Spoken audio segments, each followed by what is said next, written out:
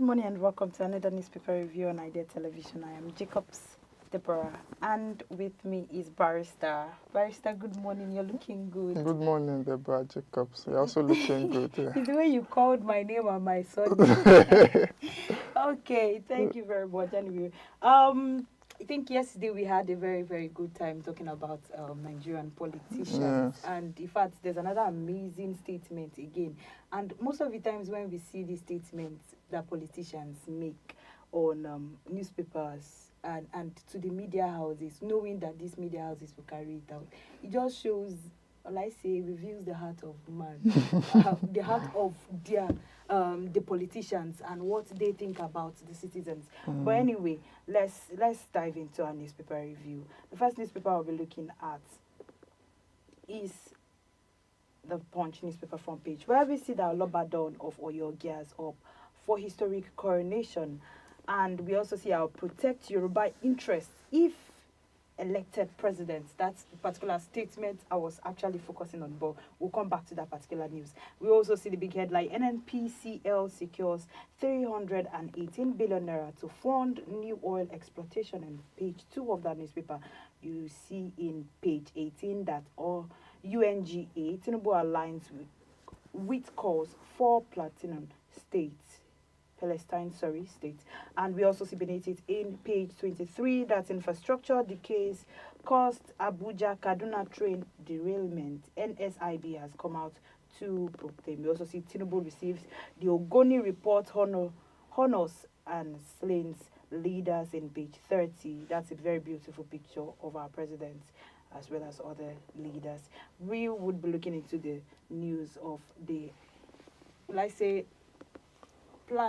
running president. I don't know what to call it. Aspiring president. Aspiring. Thank you very much for that one. Aspiring president Atiku that is aspiring for the that particular seat, and he made a statement that if he is elected as president, he has the heart of the Yoruba people in his hands and his heart. So he has their intentions. He's carrying their will I say their worries, and it makes us ask questions like: are you sidelining other states? Are you trying to tell us that the reason why you're coming to sit is to just help a certain people in the country? And statements like this can raise a little, will I say, a little bit of eyebrow with Nigerians, amongst Nigerians, and as well every other person that would actually come across statements like this. But yeah, so like I said yesterday, politicians will always make statements that will seem outrageous or seem like, oh, you just understand that we are getting into political season, you know. And Atiku, maybe he was at a conference somewhere, maybe in the Southwest, or he was meeting with Southwest delegates, and, you know, he was just telling them that Yoruba people, don't be scared. I'm for you. I will be for you. Your interest to be is paramount in my heart, and all of that, you know. He will still make that statement. When he goes to Igbo land, he's also going to tell the Igbos too, your interest, I have your interest in my heart, I have your interest, don't worry, vote for me. As long as politicians will go around and want to, you know, and Atiku has been known, is a man that has been known to, he married wives from each geopolitical zone, you know, married from Yoruba, married Igbo, married Hausa, married Fulani. So he's been that kind of person. But at the end of the day, it's not just about your words, it's about actions. They say action speaks louder than words. You get. So our politicians have to know that more than even what they are saying, they have to put actions to those words. And hopefully it's not just that he will say, I'm going to put the interest of Yoruba people, he's going to put the interest of Nigerians, be it their Yorubas, be it their Hausas, be it their Igbos.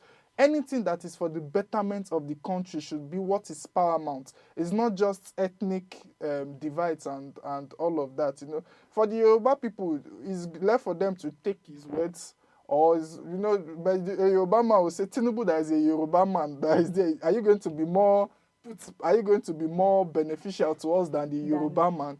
You get. So these are just the metrics that politicians will be reading and looking at, and the citizens as well will be looking at. Hopefully, I just pray that hopefully, if Adventure wins, I'm not saying he's going to win, it might be Tinubu that will win, it might be Peter Obi that will win. his actions will speak louder than his words, that the words that he is saying. And his words will be held against him, especially if we see that development comes, if he sits on that seat and we see that development is coming to the Yoruba land. These are, like I said, these are the kind of things that, will I say, cause or raises dust amongst Nigerians. It makes us feel like our politicians sitting on that particular seat comes for a particular set of people, and which is not a good, will I say, it's not supposed to be. Where we are one Nigerian, and if we are one Nigeria, and we should be looking forward to peace and unity amongst ourselves, and not dividing or separating a particular geographical zone or will I say language different from the other, then our politicians should be the first person or the first people who would actually uphold this particular unity amongst, for it to be able to spread to Nigerians. But see this kind of statements. Yesterday we talked about the statements that one of the politicians made.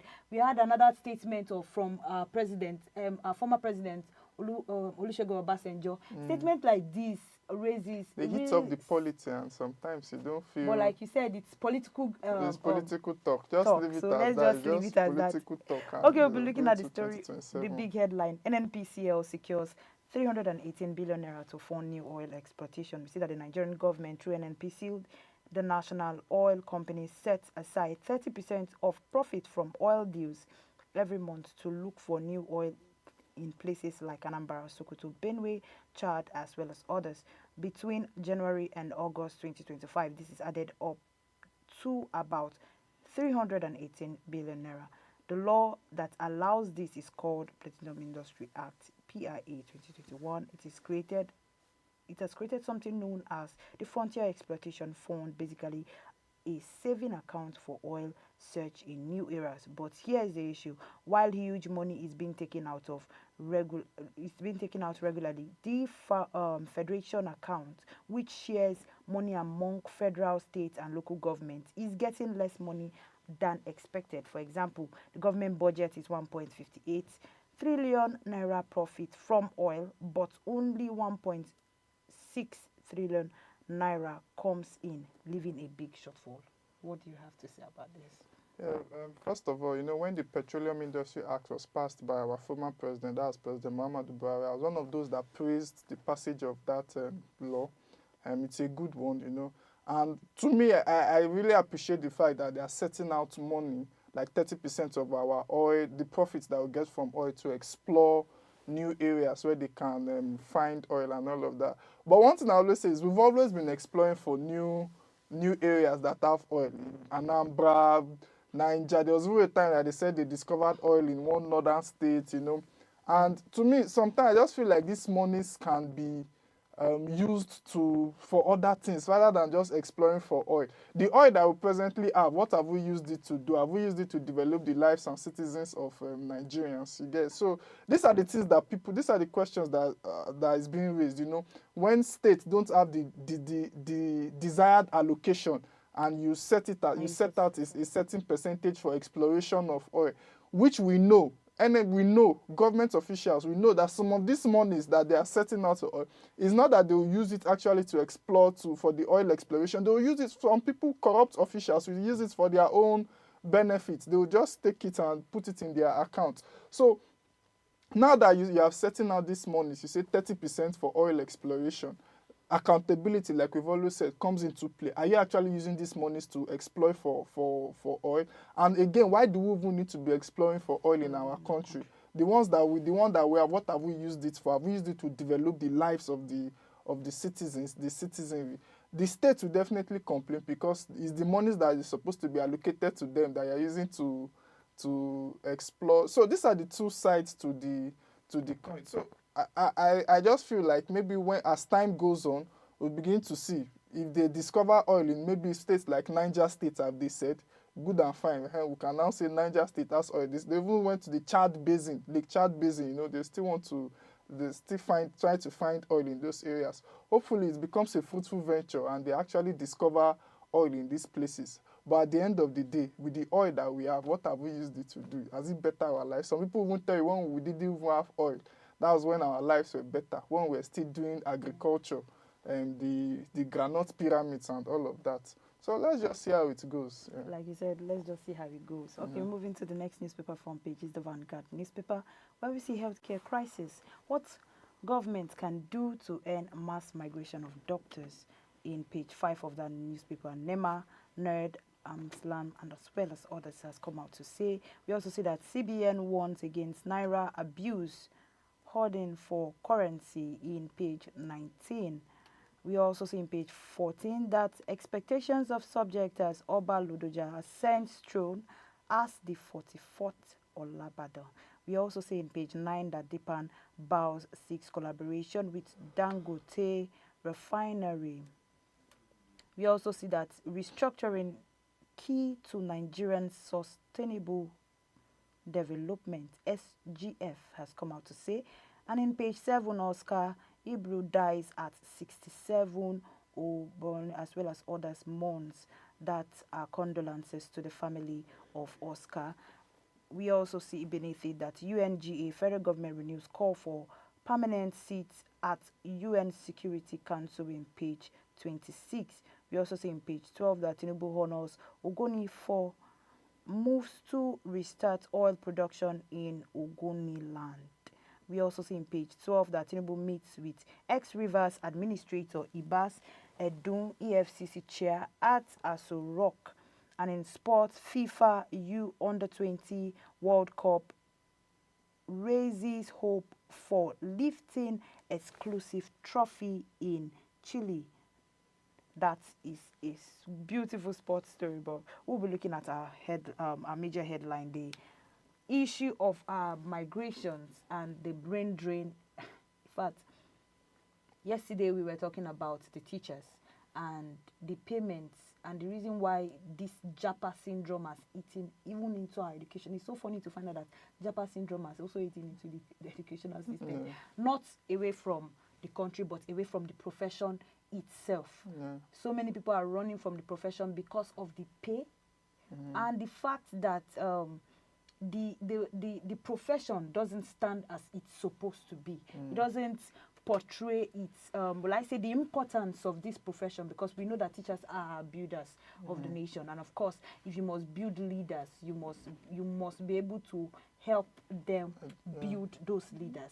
And they've complained about infrastructural development on the population of teachers in schools, and the reason why you have to just bulk a particular teacher with so many subjects and so many classes to take because of the brain drain and the Japa syndrome away from that particular profession. And now we're seeing another Japa syndrome of doctors, and we've been talking about this. This is not news to us. This is something that we've been hitting on before now. We see that the Nigerian health sector is facing a crisis as doctors, nurses, and other medical professionals continue to leave the country at large number, a trend widely referred to as the Japa syndrome. The Nigerian Association of Resident Doctors, NERD, Nigerian Medical Association, NEMA, and other health bodies have warned that the mass migration is crippling hospitals, reducing manpower, and increasing patient deaths from otherwise preventable illness. I like the fact that it was stated that it's preventable illness. We are recording mass deaths from preventable illness, and doctors are trying to pinpoint it on the fact that you cannot expect that just little amounts of doctors available will tend to the sick people in the whole of Nigeria. And they are saying the problem or the reason why doctors will come to, go to school, come out with their certificate and run away from the country. It's actually very, very, very, very bad. This is a bad image. Let me not even talk about the international image of itself, of its kind, because we go outside and we see Nigerian doctors doing well. Most of the countries you go to, you walk into their medical facilities.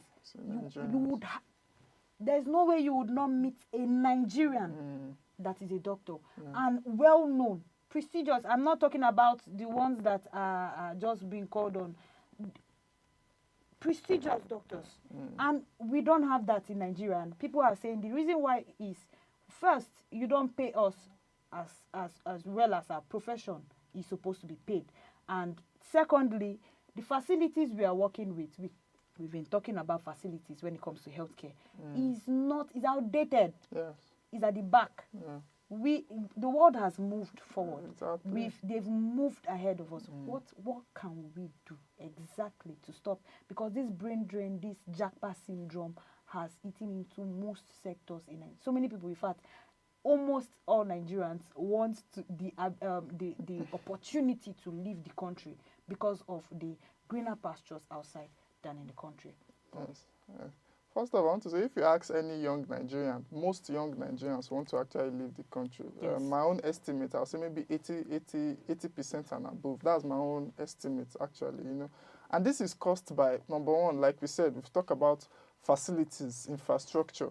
You know, we don't have a system in place to ensure that people stay in this country and thrive. You know, it's one thing for people to stay, it's another thing for people to thrive. I know Nigerians are people that want to succeed at whatever they lay their hands to do. And when you don't provide that enabling environment, like you see, I have a friend of mine, a very good friend of mine, who is a doctor, is about to become a consultant in the USA. And I'm very proud of him. If he had stayed in Nigeria, only God knows what he would have been doing now in Nigeria. Because, number one, like we said, they don't pay well. A doctor is on, I don't know how they do their shift, but you're on shift morning, you're on shift afternoon, and you're getting minimal pay. Apart from even paying well, there are sometimes that they owe them. They owe them, exactly. You know, we've seen doctors go on strike, we've seen nurses go on strike because of pay, lack of adequate pay. You get? So, no, there's nobody that will want to stay in the country and function that way. Yes. You get? And even if you say, oh, they can go to private hospitals, and even the private hospitals, are they really paying them well? You get? So doctors always want to go on strike. You are not paying them well, no enabling environment. So this JAPA syndrome is going to cut across every sector. You know, we're talking about teachers. Teachers are not being paid well. I mean, if you go to our schools, you will want to weep for the country. Because you even wonder, how are these children even learning? Some schools is under mango tree in this country. So you look at these things and you wonder why won't they JAPA? I don't blame any young Nigerian for wanting a better life outside of this country. You deserve it. Because this country, even if you are being given, maybe they are paying you well and everything, you want to travel from here to Kogi State. Just Kogi State, that's Abuja here to Kogi State. You will be preparing ransom money in case they catch you. These are the little issues that make people to just think and say, no, I can't stay in this country anymore. You get? I remember one time when I was going to Lagos State, I was in, Osun State, Ibadan. I just heard, po. All of us we're going for an outing in Ogun State. All of us, we just dug down. What was going on? They were doing celebration. They were doing one kind of thug celebration. Then thugs started fighting and guns.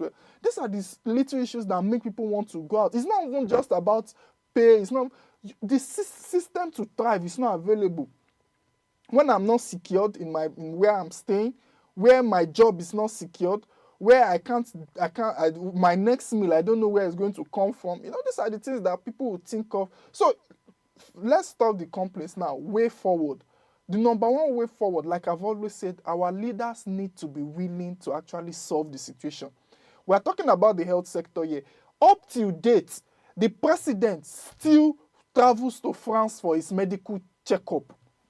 Our leaders, all our leaders still travel outside of this country, not for medical treatment, so medical checkup is different than treatment. They travel outside of this country. That means they take planes that cost money and travel. I remember one time a spokesperson was giving an excuse for the president traveling outside. He said because he's a private citizen, he's not a private, he's a public citizen, and if he's being treated by Nigerian doctors, that the secret to be open. That is an eyesore to be saying. And can an American president be treated by a Russian person? The king of England, the king of Britain, can he come to Nigeria and say he wants to be treated by a foreigner? Imagine how we give excuses for our leaders. So that means they don't really care. They don't care. Their children are being educated abroad. Some of them they take their children for primary school abroad. So there's no willingness. And that is the first and most important thing that our leaders need to have, that willingness to actually solve this situation. To say, look, let us sit down. What do they need? The money is there. Let me tell you, the truth is the money is there. There is just no willingness on their part. It's a simple It's a simple thing. Let me not take our time so that we don't discuss, but we have other You, topics too.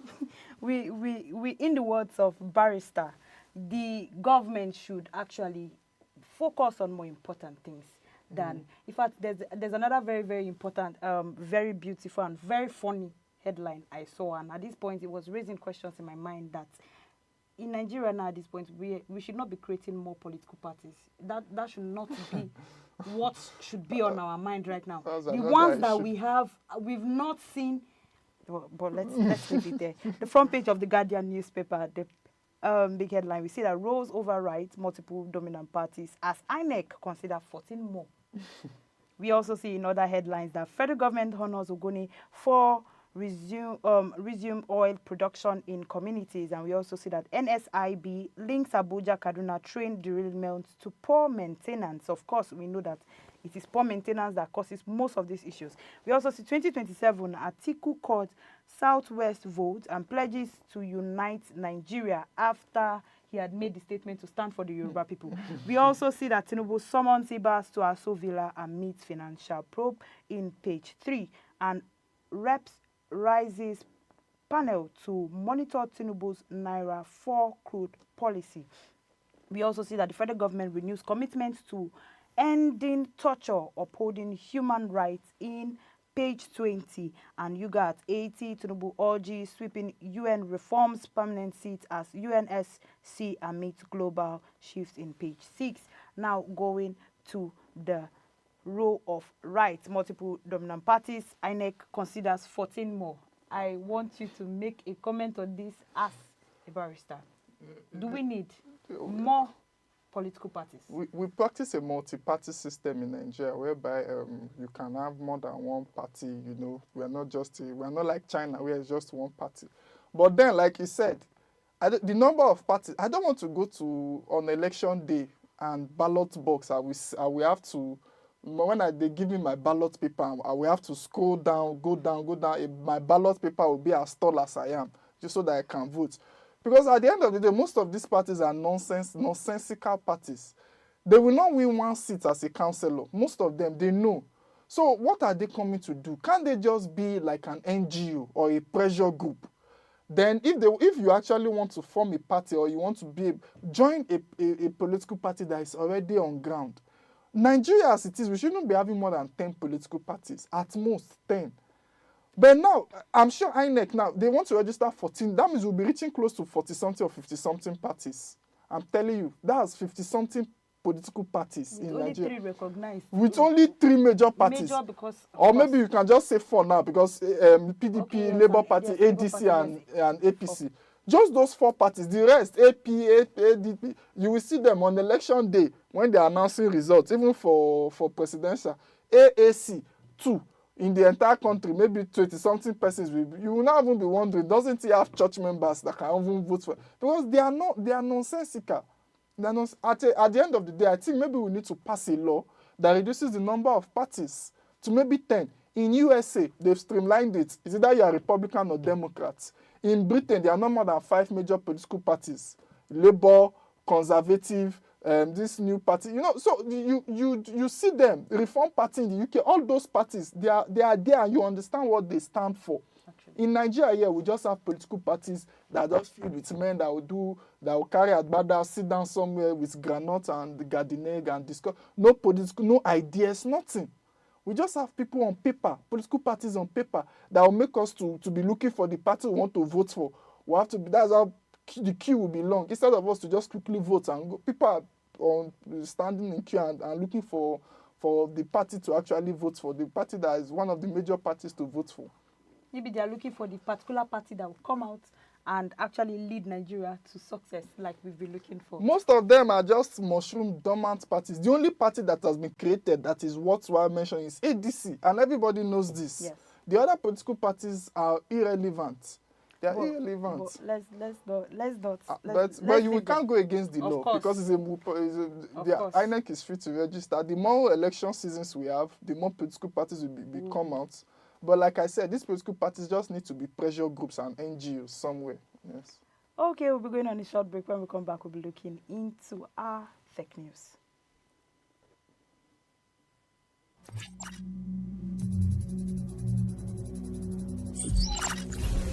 Augmented reality, AR, and virtual reality, VR. AR and VR are transforming the way we experience the world, offering immersive digital environments in everything from gaming to training simulations. AR overlays digital elements onto the real world, think Pokemon Go, while VR immerses users in a completely virtual space. Industries like real estate and education are adopting these technologies for virtual tours and interactive learning, but the cost of high-end equipment remains a barrier. Despite that, the AR/VR market is projected to reach $209.2 billion by 2025, driven by advancements in hardware and 5G networks.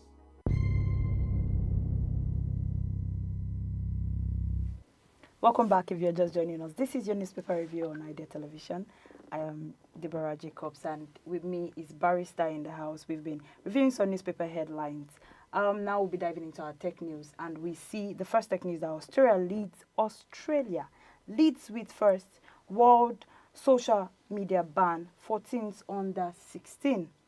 Australia has become the first country in the world to ban children under 16 from using social media, with a new law set to take effect December. Prime Minister Anthony defended the policy.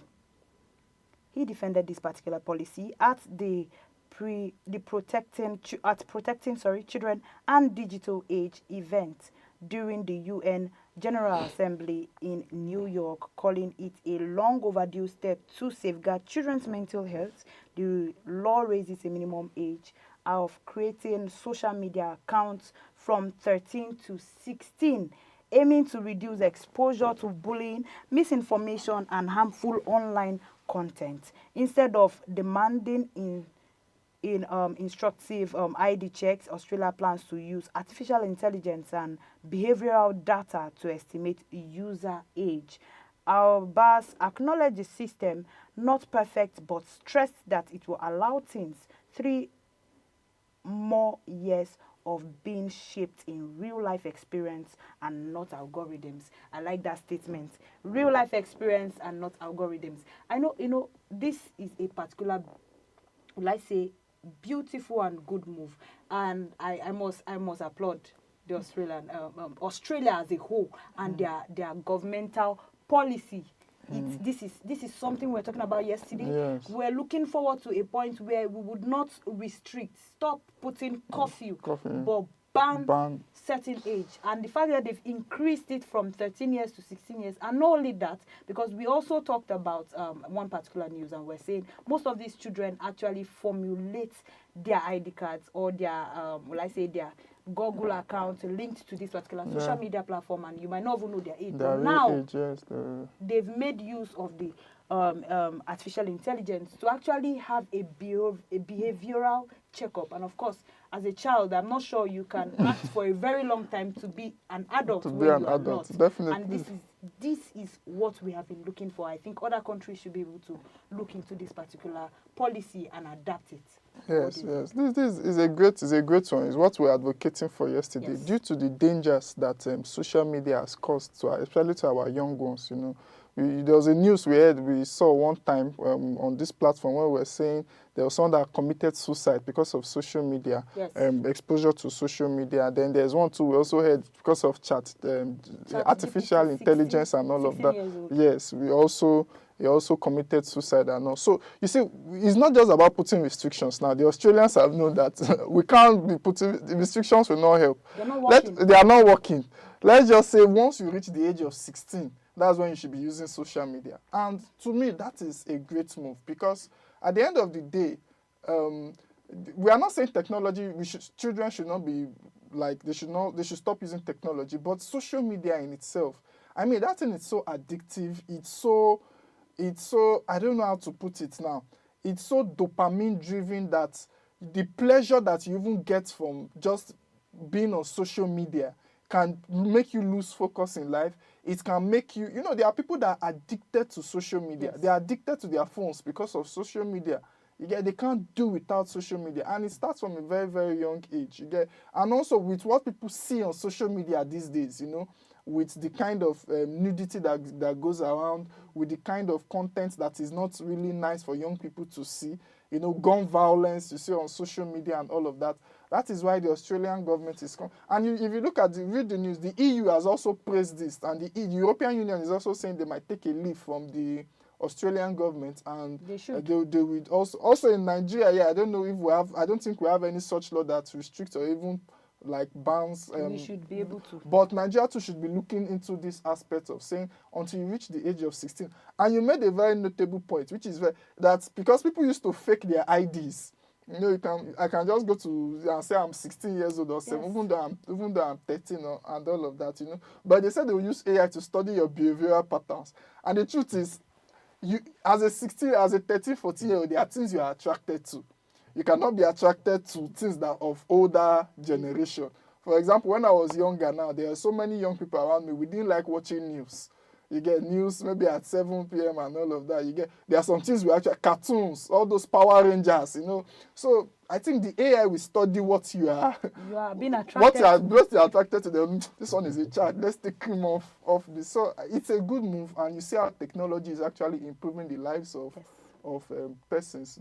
Those AI, I just hope it's going to be functional, and the Australian government will not actually pass another law.